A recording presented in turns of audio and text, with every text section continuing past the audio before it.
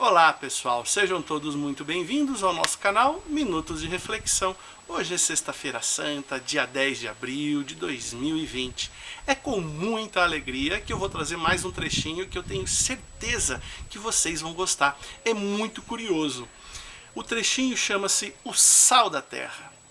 Jesus, dirigindo-se aos seus discípulos, disse assim, lá no Evangelho de Mateus, capítulo 5, item 13. Vós sois o sal da terra. Se o sal perder a sua força, com que outra coisa irá se salgar? Para mais nada servindo, senão para ser lançado fora e ser pisado pelo homem. Gente, que comparação mais linda e mais profunda de Jesus dizer que nós somos o sal da terra. Eu não sei nos dias de hoje, mas naquela época o sal tinha duas finalidades muito bem específicas: dar sabor aos alimentos e preservar os alimentos. Preservar porque a gente pegava a carne, punha no sal, com isso permitia que a carne durasse mais tempo e ela não se corrompia. E o sal para dar sabor. Então vamos analisar sobre dar o sabor.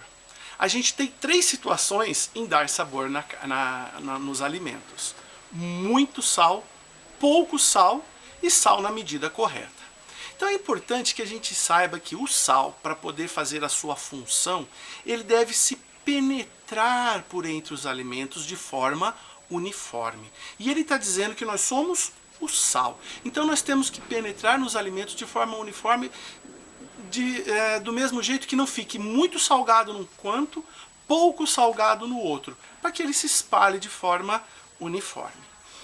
Então vamos lá, vamos imaginar que a gente é um sal, como Jesus disse, mas está salgando pouco a comida. O que é uma vida sem sal? A pessoa, quando ela se isola, ela se tranca no quarto, somente reza. A oração é muito importante, mas a ação é importante. Então rezar é importante, mas a ação é importante. Por isso que é importante fazer a oração, a junção dos dois. O orar com agir, oração. Você ficar trancado num quarto, você acaba vivendo uma vida sem sabor. Você se isola. E a gente só consegue aprender quando a gente consegue fazer a troca entre pessoas. A pessoa mais simples, mais ignorante, mais humilde, mais analfabeta que seja, sempre tem alguma coisa para te ensinar. E se você se isola e acha que é autossuficiente em tudo, você não aprende e você acaba vivendo uma vida sem sabor. Este isolamento social é terrível. Quando você deixa de ir numa festa de aniversário, porque lá eu vou encontrar fulano, ciclano e beltrano, mas você deixou de ir na festa da pessoa o qual está aniversariando, que te convidou porque gosta de você, mas você deixa de ir por causa do outro, isso é um isolamento social. Reflita até que ponto, e você não participou da festa, você podia estar junto com as pessoas que você gosta, só porque tinha pessoas que você não gostava, e você acaba vivendo um isolamento social. E nós estamos no momento no qual estamos vivendo um isolamento social, a gente está conseguindo perceber bem isso. Por outro lado, vamos analisar o que é salgar demais. A pessoa que leva a vida muito salgada são as pessoas com excesso de puritanismo, onde tudo é errado. Vive uma vida bitolada, fanática, cheia de dogmas. A gente precisa parar com isso. Existe o fanatismo político, o fanatismo religioso, o fanatismo ideológico e vários outros fanatismos em que você acaba deturpando as coisas e não acaba tendo o equilíbrio. Você acaba levando uma vida salgada. E às vezes, quando você comete alguém comete e fica o tempo todo vigiando os outros. Não, isso é pecado, isso não pode, você está ofendendo a Deus. Olha, gente, como é que é possível nós ofendermos a Deus? Existe essa possibilidade?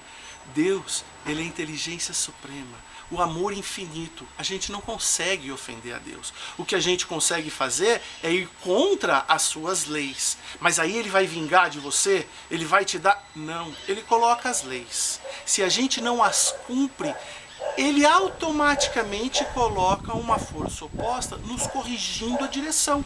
Se a gente está, então ele é tão maravilhoso, é tanto amor, que se a gente está indo contra a correnteza para o lugar errado, ele somente faz com que a gente corrija o curso e acerte a aprumada para que a gente volte em torno, em busca da evolução. Acaba com a ideia de que existe pecado. Pecado não existe, gente. Isso aí foi coisa que colocaram na sua cabeça e você acredita. Existe lá, inventaram um negócio de 7 pecados capitais. Gente, a gula é pecado? É lógico que não é pecado. Se você for guloso, você vai comer demais. O que vai acontecer? Isaac Newton, a lei da ação e reação. Você come demais, entope a sua veia, você acaba tendo uma diabetes. Então, é tudo muito controlado. A luxúria é pecado? É lógico que a luxúria não é pecado. Ela tem a lei de ação e reação. A luxúria, quando você não tem equilíbrio, você acaba, é como se fosse uma água do mar. O que acontece? Você bebe dessa água e não satisfaz a sua sede. E a pessoa acaba enlouquecendo. É a lei da ação e reação. E por outro lado, gente, o que acontece? O sal com equilíbrio. O sal com equilíbrio. Como que a gente consegue fazer a comida equilibrada? Começando a cozinhar. Se nós não começarmos a cozinhar, não tem jeito. E César, o que você está querendo dizer com começar a cozinhar? A estudar o Evangelho e praticar o Evangelho. Que jeito? Caridade, solidariedade, fraternidade, pondo a mão na massa. Não é ficar na teoria do estudo do Evangelho, é praticar o Evangelho. O sal na medida certa é somente cozinhando. Então eu falei das 3 situações dando sabor para a comida. Pouco, excesso e equilibrado. Então o convite para que vocês sejam o sal da terra, praticando, estudando e praticando através da caridade. E a preservação. O que nós somos o sal da terra? Qual é a nossa finalidade? Preservar o quê? O próprio Evangelho. A responsabilidade é nossa. Mas como que eu vou... E o Evangelho, quando ele é interpretado com as suas percepções, ele se transforma perigoso. Ele se transforma uma arma que deturpa a cabeça das pessoas e acaba corrompendo as pessoas e levando as pessoas para um caminho, talvez, muito triste. Então, muitas pessoas acabam corrompendo o Evangelho. E qual é a ferramenta? Olha só, qual é a ferramenta que Deus nos enviou para que nos permitisse que não houvesse mais a corrupção do Evangelho, que a gente preservasse, porque nós somos o sal da terra? A ciência. A ciência é o fel da balança. Gente, pare para pensar. Um cientista, ele estuda 10 horas por dia ciência. Ele estuda, os cientistas estão buscando 10, 12 horas a vacina contra esse vírus que nós estamos tendo aí, o Codiv. O cientista estuda um chip novo de celular para poder aperfeiçoar a tecnologia. Os engenheiros acabam estudando os motores do carro para que ele consiga ter uma combustão mais perfeita, seja mais econômico, seja um carro elétrico. Por outro lado, quem que estuda mais a Deus? Ou aquela pessoa que estuda 1 hora por dia o Evangelho? Não, eu estudo o Evangelho, eu estudo a Deus 1 hora por dia. Quem que estuda mais a Deus? O cientista 10, 12 horas por dia? Ou aquela pessoa que estuda 1 hora por dia o Evangelho? Poxa, não precisa fazer conta. É lógico que os cientistas estudam muito mais a Deus do que aquele que estuda o Evangelho 1 hora por dia.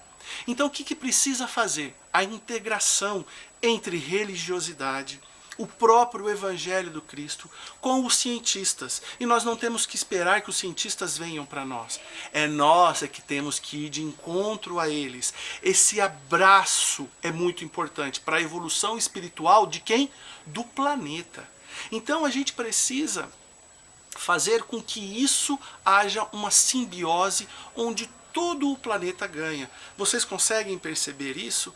Quando Jesus fala que nós somos o sal da terra, é esse o convite. Tá joia? Foi essa a interpretação que eu tive para vocês. Espero que seja um trecho para vocês sentarem na casa de vocês, juntarem a família e estudar Mateus capítulo 5, item 13. Nós somos o sal da terra. Um beijo no coração de todos e até o próximo vídeo.